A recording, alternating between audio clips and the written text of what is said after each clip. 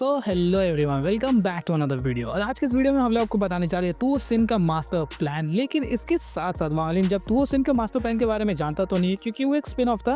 हम लोग को एपिसोड्स के बीच में वो वाला सीन दिखाया जाएगा। लेकिन इसी दौरान वालिन पहुंचता है एक ऐसी जगह पर जहां पर सभी के सभी मिलकर वालिन की मारने वाले थे। और वालिन वहां पे लिटरली हंस रहा था।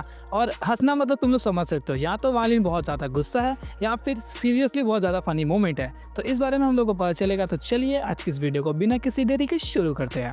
तो जैसा कि हम सभी लोगों ने अपनी लेटेस्ट वीडियो में देखा कि किस तरीके से लौंडा हमारा पहुंच जाता है और भी ज़्यादा डेप्थ्स में, गहराइयों में, जहां पर उसे गहराइयों में कौन मिली, ली मूवान का सोल।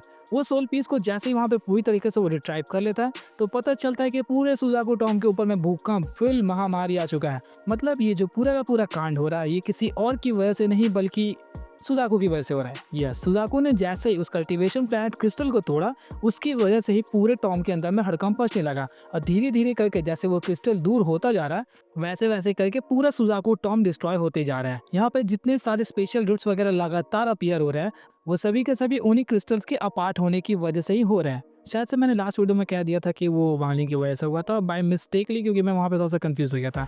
लेकिन अभी मैं ठीक कर देता हूँ कि वो सभी का सभी कांड जो है वो उस क्रिस्टल की वजह से हो रहा है, ना कि वाणी के उस हमले की वजह से। So back to the point. तो जैसे यहाँ पे ये सभी के सभी स्पेशल रिफ्ट्स क्रैक होना शुरू हो जाते हैं तो वो सभी कल्टीवेटर जो कि सुजाकू टॉम में थे एकदम बूम बाम इधर उधर भागना शुरू।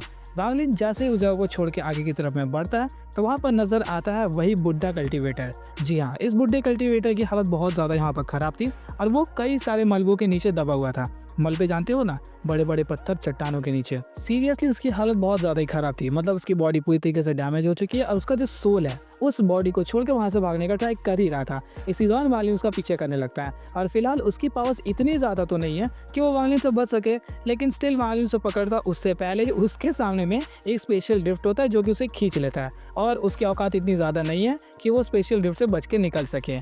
वालिन इसके बाद और भी ज़्यादा डेप्थ्स में जाना शुरू कर देता है जिस दौरान उसे कई सारे स्पेशल ड्रिफ्ट्स वगैरह मिले और वालिन उन चीज़ों को बहुत ज़्यादा ही अवॉइड कर रहा था। इन अवॉइड करने के चक्कर में ही यहाँ पर वालिन की जो स्पीड थी वो बहुत ज़्यादा स्लो हो गई।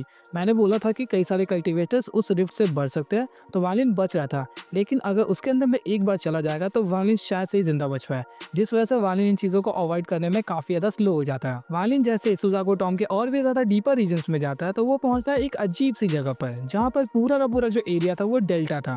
डेल्टा तुम लोगों को पता होगा, जहाँ पर नदी और समुद्र एक साथ मिलते हैं और कई सारी जगह पर पानी वगैरह भरा हुआ रहता है और कई सारी जगह पर जमीन बाहर की तरफ होती है। क्लास 5-6 के ज्योग्राफी बुक में पढ़े ही होंगे। ये जो पूरा का पूरा एरिया था डेल्टा से ही भरा हुआ था, तकरीबन कई 100 किलोमीटर के आसपास में। वालिन जैसे और भी ज़्यादा डीपर रीजन्स पे जाना शुरू करता है तो वहाँ पर उसे मिलते हैं कई सारे लाइफ सोल्स। और एक्चुअली में ये जो लाइफ फॉर्म्स थे वो किसी और के नहीं बल्कि स्वॉर्ड के फॉर्म में थे। वालिन जैसे इसके अंदर में एंटर करना शुरू करता तो वो सभी स्वॉर्ड वहाँ पर अचानक अपने आप ही रिएक्ट करना भी शुरू कर दिए, जिस वजह से वालिन वहाँ पे स्वॉर्ड्स का बाप को निकलता है जो कि कुछ और नहीं था बल्कि था सेलेस्टियल स्वॉर्ड को। सेलेस्टियल स्वॉर्ड को निकालने के बाद उसने शू ली गू को निकाला, जिसे देखकर वहाँ पे जितने भी स्वॉर्ड्स थे, ऑर्डिनरी स्वॉर्ड्स, वो सभी के सभी अपने आप ही अलग होने लगते हैं। एक्चुअली में वो सभी के सभी स्वॉर्ड्स नहीं थे बल्कि एक तरीके के ब्लेड्स थे। स्वॉर्ड्स और ब्लेड्स के बीच में काफ़ी ज़्यादा डिफरेंस होता है। स्वॉर्ड्स जो होते हैं वो हल्का सा ज़्यादा पावरफुल और प्राइड वाला चीज़ होता है, लेकिन ब्लेड्स जो होते हैं वो ज़्यादा घातक और तेज़ होते हैं, जिस वजह से यहाँ पे वो जो सेलेस्टियल स्वॉर्ड था वो ज़्यादा सुपीरियर था इन लोगों के मुकाबले, जिस वजह से वो लोग शूलिगुओ को देख कर वो थोड़ा सा साइड में हट जाते हैं। शूलिगुओ यहाँ पे काफ़ी ज़्यादा चौड़ में आगे की तरफ जा रहा था। तुमको पता है मस्त मौला लौंडा है, जहाँ पे भी इसी थोड़ी सी भी इज्जत मिलती है वहाँ पर ये उड़ना शुरू कर देता है। एंड यहाँ पर भी हो रहा था, लेकिन थोड़ी देर बाद ही इसकी इज्जत खतरे में आने वाली है। जैसे ही शूलिगुओ और ये दोनों और भी ज़्यादा डेप्थ में जाते हैं तो वहाँ पर उनको थोड़ा सा अजीब चीज़ महसूस होने लगता है। जैसे ये दोनों बिल्कुल सेंटर में पहुंच जाते हैं तो वहाँ पर एक अजीब सा ब्लेड ज़मीन के नीचे से निकलता है और इसका नाम हम लोग को सुनने में मिल रहा था हाफ मून ब्लेड। ये जो ब्लेड था वो काफ़ी ज़्यादा पावरफुल और टेरिफाइंग था। ये जैसे ही वहाँ पर निकलता है तो उसी दौरान शूलिगुओ इस चीज़ को देख के थोड़ा सा सप्रेस्ड फील करता है, क्योंकि ऑफकोर्स ये सेलेस्टियल स्वॉर्ड के मुकाबले ज़्यादा पावरफुल होगा और इसी वजह से वहाँ पर शूलिगुओ घबराने लगा। जैसे वो मून ब्लेड वहाँ पर अपीयर होता है तो वहाँ के सभी ब्लेड्स तो बाकी सभी स्वॉर्ड्स और जो ब्लेड्स थी वो सभी उसे एज अ रिस्पेक्ट वहाँ पे थोड़ी सी आवाज़ें करने लगते हैं। जिसके बाद वालिन समझ जाता है कि ये जो है ये इन सभी में सबसे ज़्यादा सुपीरियर है। इसके बाद क्या लफड़ा शुरू हो गया। उन सभी लोगों ने मिलकर वालिन के ऊपर में हमला करना शुरू कर दिया। वालिन यहाँ पे समझ जाता है कि मैं उस मून ब्लेड के साथ में नहीं लड़ सकता, जिस वजह से वालिन भी वहाँ से भागना शुरू कर देता है। ये काफ़ी एक अजीब सा स्वॉर्ड था। एक्चुअली में जितने भी वहाँ पे अजीब अजीब तरीके के स्वॉर्ड्स नज़र आए, उन सभी के अंदर कई सारे लाइफ सोल्स थे जो सभी मिलके एक तरीके का लाइफ फॉर्म को क्रिएट कर रहे थे, और वो जो लाइफ फॉर्म था वो इन ब्लेड्स के फॉर्म में था। लेकिन ये जो मून ब्लेड हम लोग को नज़र आ रहा है वो सिर्फ और सिर्फ एक ही सोल का बना है। और तुम लोगों को पता होगा कि जिसकी भी बॉडी जिस भी तरीके की एलिमेंट को इस्तेमाल करती है, उनकी सोल्स उसी फॉर्म में हम लोग को सुजागु टॉम में नजर आती है। जैसे कि लास्ट वीडियो में मैंने बताया कि लीमू वन की जो सोल थी वो एक्चुअली में हम लोगों को वाटर पार्ट के आसपास में नजर आया, और वहाँ पे कई सारे वाटरी लाइफ फॉर्म्स भी नजर आ रहे थे। तो यहाँ पर ये सभी के सभी एलिमेंटल लाइफ फॉर्म्स नजर आ रहे थे, मतलब सभी के सभी ब्लेड्स थे। इसके बाद वालिन के ऊपर सभी लोग जैसे ही हमला करना शुरू करते हैं तो वालिन वहाँ से भागना भी शुरू कर देता है। शू ली गू डर के मारे अपने सेलेस्टियल स्वॉर्ड में वापस आ गया और वालिन सेलेस्टियल स्वॉर्ड को पकड़ के बाहर की तरफ भागना शुरू कर दिया। इसी दौरान वो जो मून ब्लेड था वो भी वालिन का पीछा कर रहा था। कई सारे ब्लेड्स उसके ऊपर में हमला कर रहे थे, लेकिन वालिन की स्पीड इतनी ज़्यादा थी कि वो सभी पीछे छूट जा रहे थे। लेकिन एक की स्पीड इतनी ज़्यादा थी कि वो वालिन को ऑलमोस्ट मैच कर सकता था। He was none other than the moon blade. इस दौरान जैसे वो लोग भाग रहे थे तभी मून ब्लेड के अंदर से एक आवाज़ आती है और वो वहाँ पे कहता है उसे यहीं पर छोड़ दो, और ऐसा कहते ही वो उसके पीछे में पड़ गया। वालिन इस चीज़ को सुनकर समझ जाता है कि वो किसके बारे में बात कर रहा है, and it was none other than हम लोगों का शू ली गू। शू ली गू के पीछे वो मून ब्लेड पड़ा हुआ था, पता नहीं क्यों, हम लोग को वीडियो में थोड़ी देर बाद पता चल सकता है मे बी। लेकिन इसी दौरान जैसे यहाँ पे वो लोग भाग रहे थे और इस दौरान हम लोग को दिखाया जाता है एंशिएंट गॉड्स लैंड। तुम लोग को याद होगा जहाँ पर कौन रहते हैं, द किलर तुओसिन। यहाँ पर तुओसिन हम लोग को नजर आता है, उसके जो बड़े बड़े बाल वहाँ पे मेसी बैठे हुए थे, और वो किस अलग ऑरा फार्मिंग के साथ में वहाँ पे बैठा हुआ था मैं आपको डिस्क्राइब तक नहीं कर सकता। वो सोचता है कि इतने सालों का जो उसका मास्टर प्लान है वो फाइनली अब सक्सेसफुल होने वाला है। उसके पास में टूसी की इनहेरिटेंस थी, मतलब उसके पास में उसकी नॉलेज है, और वालिन को जो अभी फिलहाल नॉलेज मिली है जिसकी मदद से वो एंशिएंट गॉड कल्टीवेशन कर रहा है वो सिर्फ और सिर्फ आधी है। उसके पास में एक कल्टीवेशन क्रिस्टल है जिसके अंदर में बाकी की इनहेरिटेंस है टूसी की, जिसकी मदद से वो अपने अटैक्स को भी इस्तेमाल कर सकता है, लेकिन फिलहाल वो वालिन के पास नहीं है।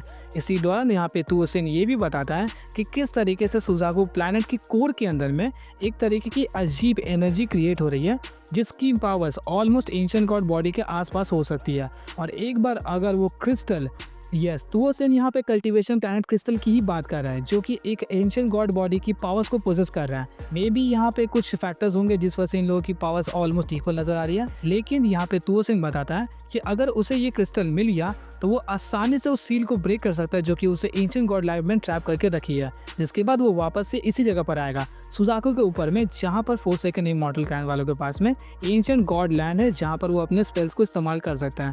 वो शायद से किसी तरीके का मास्टर प्लान को वहाँ पे एग्जीक्यूट करना चाहता है। इसी दौरान वहाँ पे उसके पास में कुछ आंखें ग्लो करती है, और वही सेम आंखें ग्लो करती हुई नजर आती है एक मंकी के पास में, और ये मंकी कोई और नहीं था बल्कि वही कल्टीवेटर था जो कि वालिन को इसके अंदर एंटर करने से पहले नजर आया था।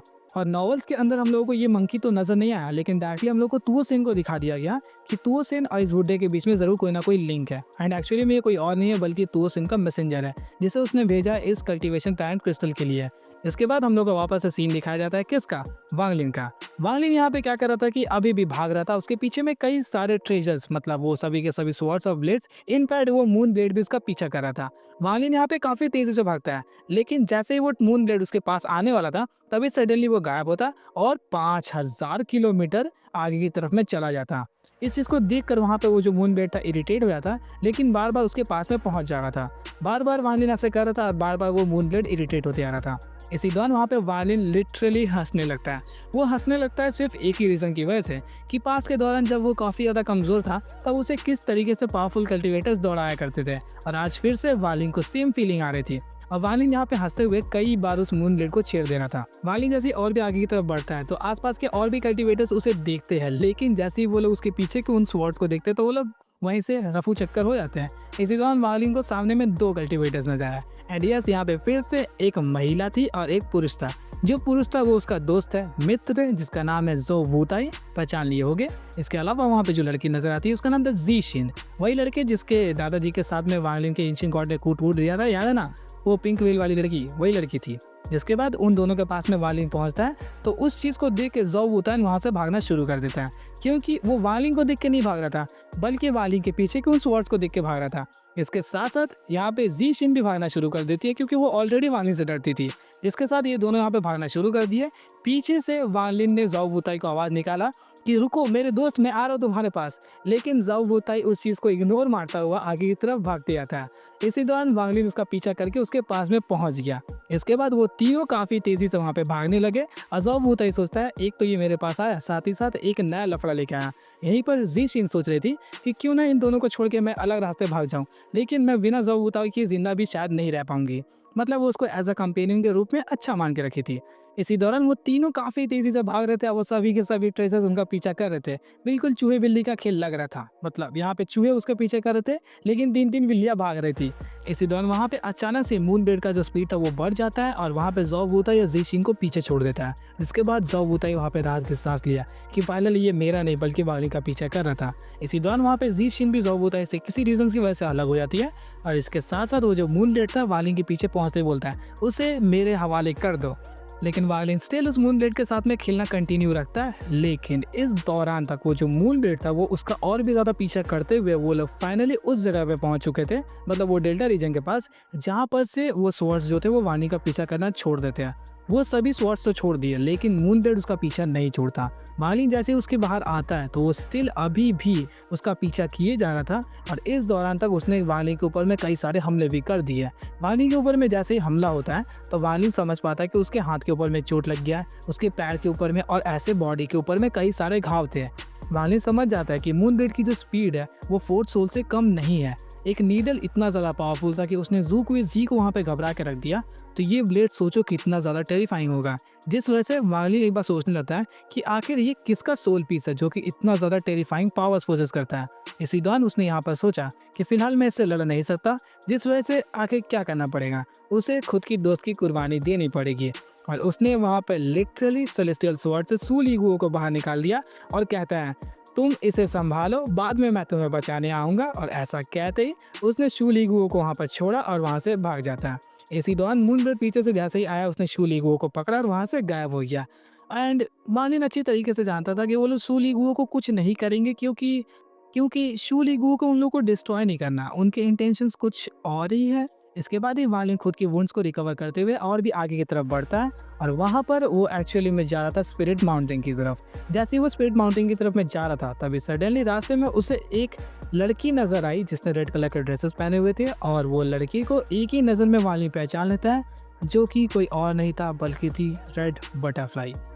इसी के साथ आज के इस वीडियो को हम लोग यहीं पर एंड करते हैं। होप कि आप लोगों को वीडियो अच्छी लगी होगी और अगर अच्छी लगी है तो एक लाइक तो बनता ही है, क्योंकि नेक्स्ट वीडियो के अंदर में हम लोग हाँ बिल्कुल इसी के फाइट को एक्सप्लेन करने वाले हैं। तो लाइक मारो। तो मिलता है आपसे एक और इंटरेस्टिंग वीडियो के साथ, तब तक के लिए गुड बाय।